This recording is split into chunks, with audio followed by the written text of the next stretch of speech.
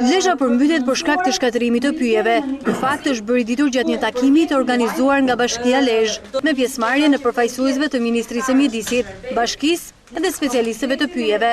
Ata vënë theksin tek nevoja që duhet për mbrojtjen e fondit pyjor, pasi gjatë viteve të fundit, sipërfaqe të mëdha pyjore kanë pësuar dëmtime të shumta.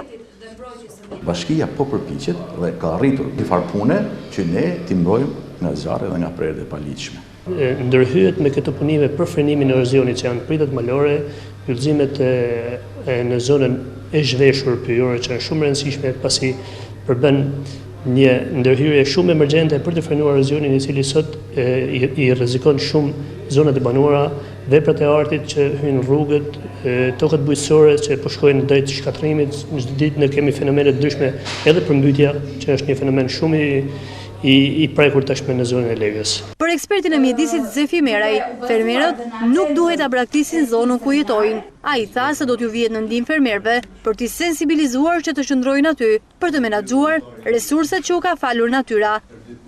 Çdo fermer do të gjejë veten e tij për menaxhimin e resurseve të veta që ka në afër shtëpisë, dhe do i themi që mos e lën fshatin tënd ku me gjitha këto të mira, por rri atje.